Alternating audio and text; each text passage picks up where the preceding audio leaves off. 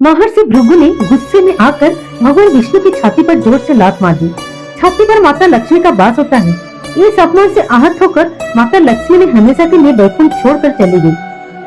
यहीं से शुरू होता है दुनिया का सबसे अमीर मंदिर तिरुपति बालाजी बनने की कहानी। वैकुंठ छूने के बाद माता लक्ष्मी सीधे पृथ्वी आ गई। दक्षिण में एक राजा थे, राजा आकाश। एक दिन जब राजा ने यज्ञ के लिए मिट्टी खोदने के लिए जमीन पर अपना कुल्हाड़ चलाते थे, तब जमीन फटती है और एक चमकता हुआ कमल फूल बाहर आता है। उस फूल में एक नन्ही सी दिव्य बालिका थी। राजा ने उस बच्ची का नाम पद्मावती रखे। राजकुमारी की तरह बड़े लाड़ और प्यार से पाला। माता के वियोग में इतने दुखी थे, उन्होंने खाना पीना भी छोड़ दिए और एक चींटी के टीले के अंदर बैठकर घोर ध्यान में चले गए।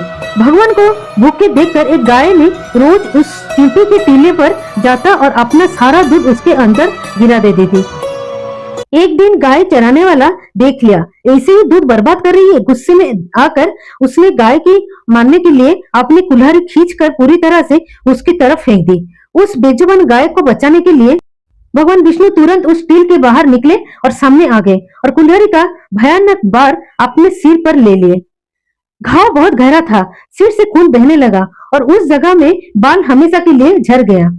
भगवान को दर्द में देखकर एक भक्त नीला देवी से रहने गया। उसने बिना सोचे तुरंत अपने सुंदर घने बाल काटे और भगवान के घाव पर लगा दिए और तुरंत प्रभु के सिर से जुड़ गया।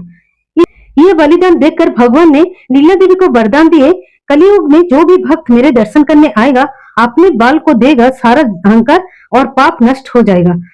बाद में भगवान विष्णु जो धरती पर श्रीनिवास के रूप में रहते थे, उनकी मुलाकात राजकुमारी पद्मावती से हुई और दोनों का विवाह तय हुआ।